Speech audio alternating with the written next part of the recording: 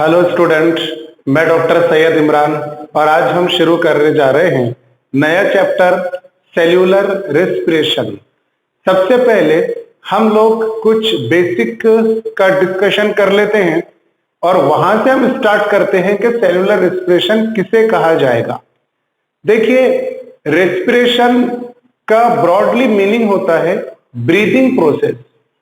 Breathing process में हम लोग क्या करते हैं कि एटमॉस्फेयर से ऑक्सीजन गैस अपने बॉडी में इनहेल करते हैं और इसी के रिटर्न में हमारे बॉडी से कार्बन डाइऑक्साइड गैस हम एक्सहेल करते हैं एटमॉस्फेयर में। So let us consider this is a person,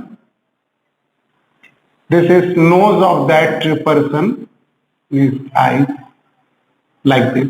So this person inhale oxygen gas from atmosphere and it breathe out the carbon dioxide gas. This is the exchange of gas with atmosphere. हम लोग gas exchange कर रहे हैं। Exchange मतलब एक gas देना है और रिटर्न में दूसरी गैस लेना है। ये एक्सचेंज किससे किया जा रहा है? एटमॉस्फेयर से। तो exchange of gas with atmosphere is known as external type of respiration. This is although respiration but it is called as external respiration, and very commonly external respiration is also called as breathing process, यानी ऐसा process जिसमें हम सांस लेते हैं।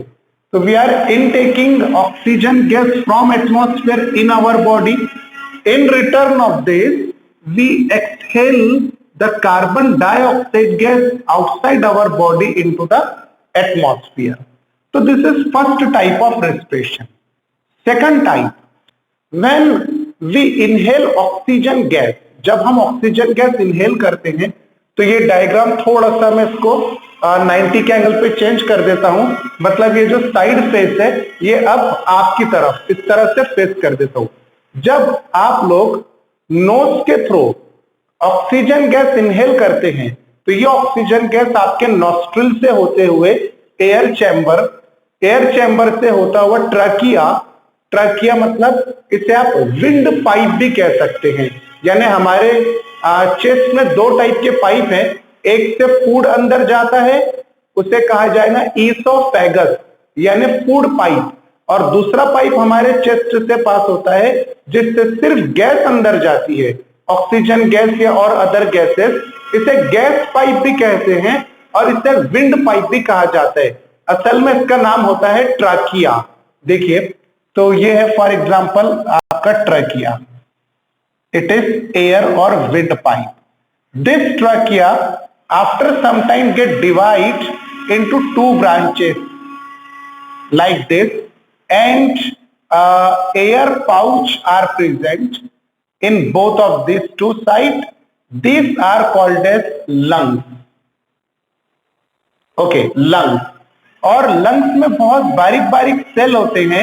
इन sales को कहा जाता है alveoli cell, alveoli, and alveoli cell exchange the gas with blood capillaries। आप जब स्ट्रक्चर ऑफ हार्ट और पल्मोनरी सर्कुलेशन के बारे में स्टडी करेंगे तब आपको पता चलेगा कि हमारा जो राइट हार्ट होता है उससे ब्लड आता है लंग्स में। लंग्स में जब ब्लड आता है तो उस ब्लड में कार्बन डाइऑक्साइड बहुत ज्यादा होती है। वो ब्लड क्या करता है, लंग्स में आने के बाद अल्वियोलाई सेल को कार्बन डाइऑक्साइड दे देता है। मान लीजिए अल्वियोलाई सेल है, this is alveoli cell, so and this is your blood capillary. This blood capillary gives carbon dioxide gas to the alveoli cell, and in return of this alveoli cell gives oxygen gas to the blood capillaries.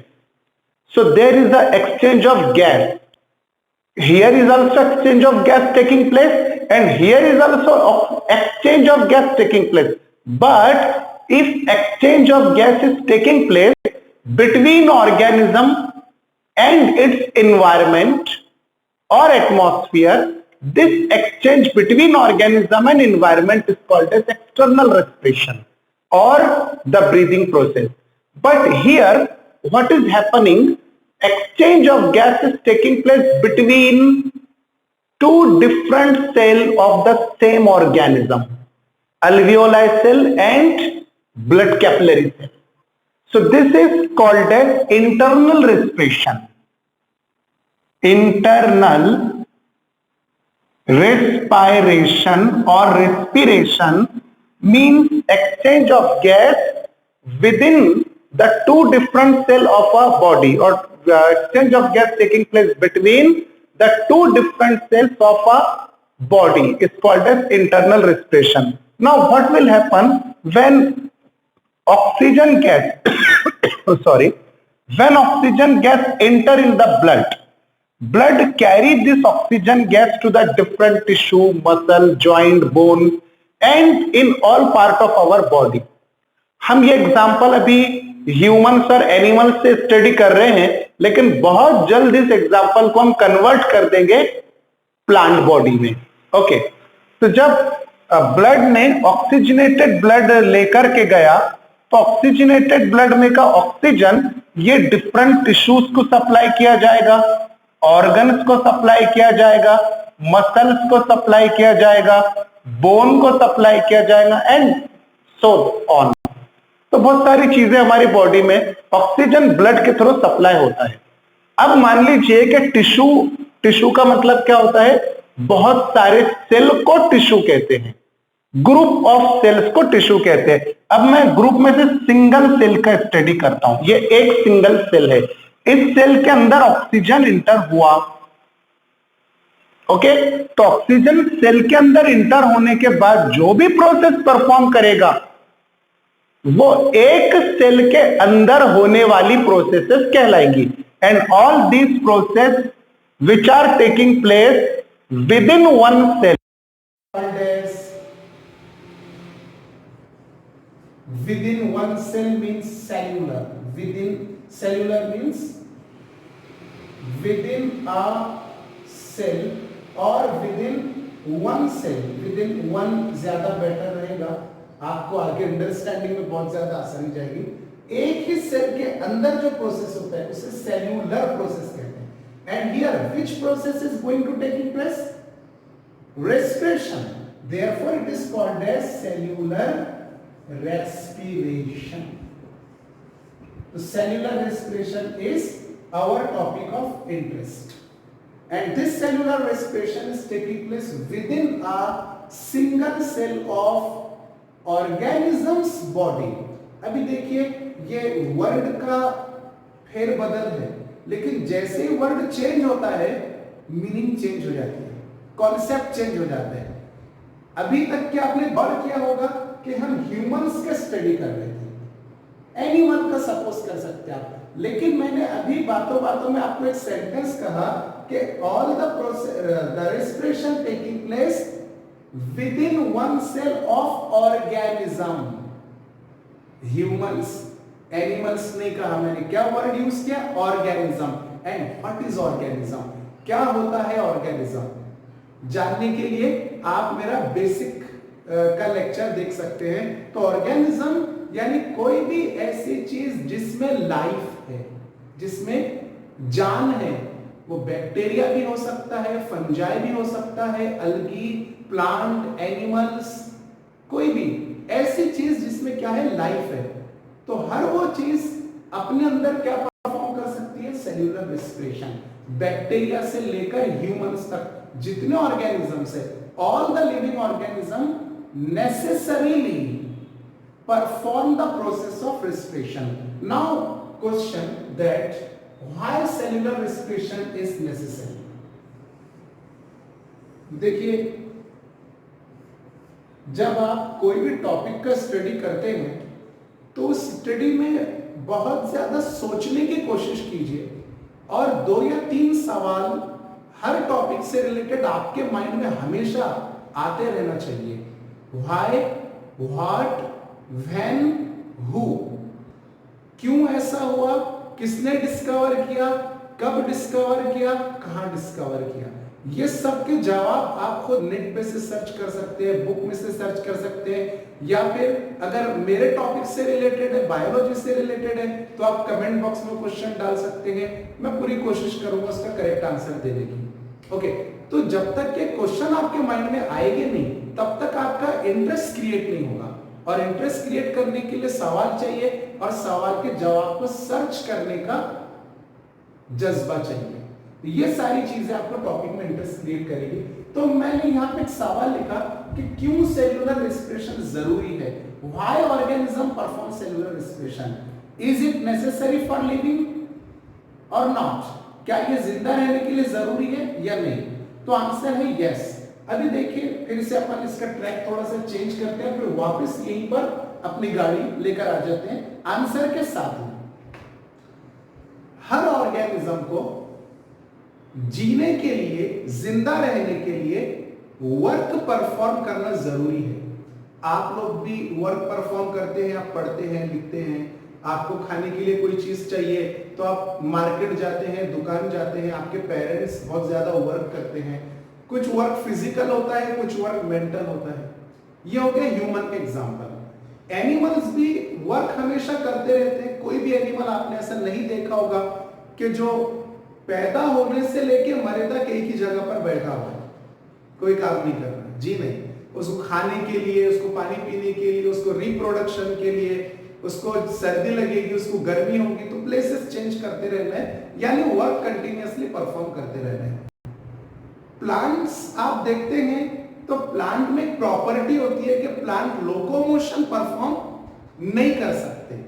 Locomotion का मतलब एक जगह से दूसरी जगह जाना। जैसा मैं भी अपनी पोजीशन पे स्टेट ऑफ रेस्ट में हूं, मैं लोकोमोशन परफॉर्म नहीं कर रहा हूं, लेकिन मेरे हाथ हल रहे हैं, मेरा हेड हल रहा है। What is this? This is movement. तो सिमिलर टू दिस प्लांट, ये प्लांट जो होते हैं लोकोमोशन परफॉर्म नहीं कर सकते हैं, लेकिन इनमें मूवमेंट होता है। जी हाँ, मूवमेंट होता है प्लांट में। आप देखिए कि प्लांट की ब्रांचेस बढ़ती है, उसके लीफ सन के तरफ ओरिएंटेड होते हैं। कुछ प्लांट ऐसे भी है जिनके फ्लावर सन के साथ साथ मूव करते जाते हैं, लेकिन प्लांट अपनी जगह नहीं छोड़ता। प्लांट में लोकोमोशन नहीं होते, पर फिर भी प्लांट मूवमेंट तो परफॉर्म कर रहा है। हर ऑर्गेनिज्म को, इवन बैक्टीरिया भी मूवमेंट परफॉर्म करते हैं। कुछ बैक्टीरिया लोकोमोशन भी परफॉर्म कर सकते हैं जिनके पास फ्लैजेला प्रेजेंट है। तो ये वर्क परफॉर्म करना हर लिविंग ऑर्गेनिज्म का प्रॉपर्टी है, कैरेक्टरिस्टिक्स है। और वर्क के लिए आपको लगती है एनर्जी। आप कुछ काम अगर करना है तो जब तक आपके बॉडी में एनर्जी नहीं रहेगी आप वो काम नहीं कर सकते। ना फिजिकल काम कर सकते और ना ही मेंटल काम भी नहीं कर सकते। कब तक? जब तक आपके पेट में या आपके बॉडी में एनर्जी ना हो। अब मेरा सवाल आपसे ये है कि आपके अंदर एनर्जी आ जाए, इसके लिए डेली लाइफ में रूटीनली आप क्या करते हैं? Yes, very good, you are eating the food. आप क्या खाते हैं? खाना खाते हैं। खाना खाने के बाद आपके बॉडी में क्या आ जाता है? एनर्जी। यही छोटे छोटे सवाल हमारा जवाब लेकर के आएंगे कि क्यों रेस्पिरेशन जरूरी है। अब मेरा अगला सवाल ये कि आप डेली लाइफ में, रोजमर्रा की जिंदगी में खाना जो खाते हैं वो कौन से मटेरियल से बना हुआ खाना होता है? अब जाहिर सी बात है कि आप मिट्टी वगैरह तो खाते नहीं होंगे कि चलो भाई आज पत्थर खा लेंगे, कल मिट्टी खा लेंगे, रेत। जी नहीं, आप लोग, हम लोग जो खाना खाते हैं वो रोटी डेली लाइफ में यूज करते हैं। वो चाहे गेहूं की बनी है, जवार की बनी है, बाजरा की बनी है, no matter of chance, roti.